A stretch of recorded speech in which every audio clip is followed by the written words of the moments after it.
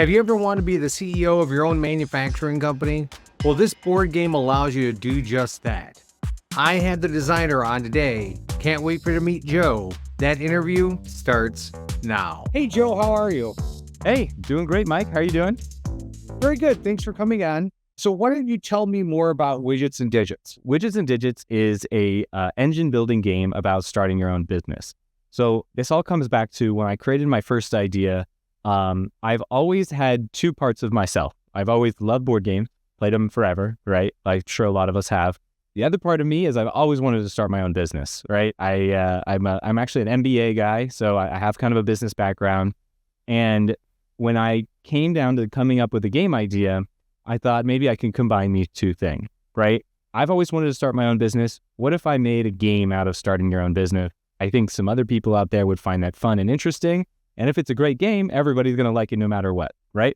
So Widgets N Digits is really a game about entrepreneurship. It's an engine building Tableau builder. And basically what it is you and your friends have created your own startup widget company, and you're competing to make the most money by the end of the fiscal year, all right? And so basically you have this widget making process that you're going to run every single turn. You're going to make widgets, and you basically use the profits of that process to reinvest it into the process, make it more efficient, make more product, and basically whoever operates the most efficiently is going to make the most money at the end. All right. So let me go ahead and show you what it looks like. All right. This is your player board, and it's also your factory. And every single turn, you're going to basically be running this process where you make widgets. And what's interesting about this game is that the gameplay, it actually progresses in kind of two phases. The first phase is you're deciding how you want to invest in your process. And the second phase is you actually run the process and make your money, right? Mm-hmm. So for example, and so the way you have to think about this game is at first you come in, if you run your process as it is right now with no upgrades at all, you're going to get a raw material for free. Then it's going to go over to the fabrication phase, and that raw material is going to become a part. Then in the assembly phase, parts are assembled into finished goods, and it becomes a finished good. And in the retail stage, finished goods are branded as your particular widget, and it gets sold for $20. So if you did absolutely nothing, this process would run and you would make $20. But you start with some seed capital, you start with $20, and your goal as an entrepreneur is, how can I make this process better? How could I make even more money? So for example, you're always going to have these upgrades for sale. You could buy the excavator upgrade, and instead of getting one raw material when you run your process, it is actually going to give you 3. So it costs you $16, so you could buy it, right? And then you run your process, and what ends up happening is you get 3 raw materials now, but supply chain bottleneck. You can only handle 1 raw material in your fabrication state. So the other 2 stay behind, and you're going to go ahead and you produce, you run your little factory and you make $20, and you have 2 raw materials left over. So what do you do with these 2 raw materials? Well, there's actually a free market in the center of the board, and you can sell or buy materials from the market. And as you can see, the prices in the market are going to change based on how players are buying or, interacting with it. If they're buying, prices are going to go up. If they're selling, prices are going to go down. So you just invested, you have some extra materials, you can now sell them to the market. You get an extra $7 for selling 2 raw materials. But look, you've dropped the price of raw materials now. So the next player who comes in could theoretically, get a discount, something like that. And so you're trying to upgrade this process. As you do, you're going to change the prices in the market. But the other thing to consider is, well, let's say I didn't go for the first category, right? Let's say I'm player 2 now, right? Well, raw materials are pretty cheap. I don't know that I'd want to upgrade my raw materials. I wouldn't be able to sell them for as much. I could instead upgrade the second stage in my process.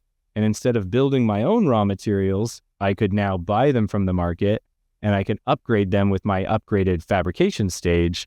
And when I sell parts, because they're a more upgraded resource, I'll be able to sell them for more than the raw materials, and I can make a profit by buying for $7 and selling for 15. So it's an investment strategy game. And then Sure. that is kind of the base mode of Widgets N Digit. And it plays over the 4 quarters of the fiscal year.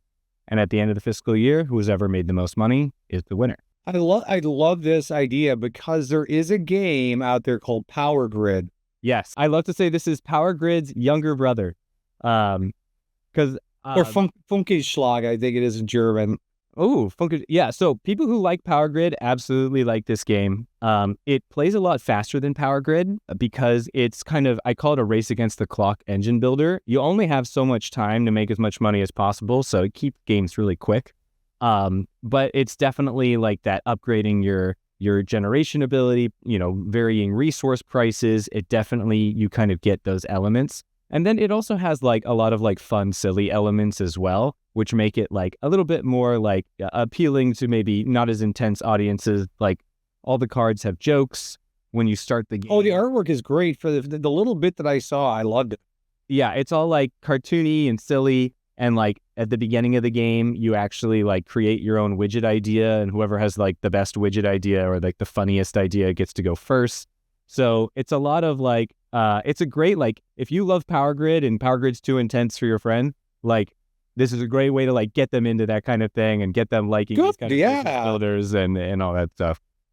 And that's one of the issues with Power Grid is I love playing it. The people who actually play it with me enjoy it as well, but it can be a little intense. And so I like the idea that this is brings some of those mechanics along, but is not quite as intense, and maybe people will want to play it with me, because otherwise Power Grid's sitting on the shelf right behind me and nobody plays it with me anymore. Yep. I know that's the problem is like, so I've played Power Grid. I love Power Grid. It also, it's just a little bit of a longer game. It's a little bit of like it's a true Euro game, like there's just a little bit more of that rules learning. And then like, the phase shift at, like halfway through the game, you just got to like, someone has to explain that game to you and then you can really enjoy it. But you still have to enjoy Euros, This game, what makes it interesting is it's a relatively simple to explain game. And especially if you're going to like business games like that, you're going to definitely be able to pick this one up really quickly. And it actually has 2 expansions included in the game.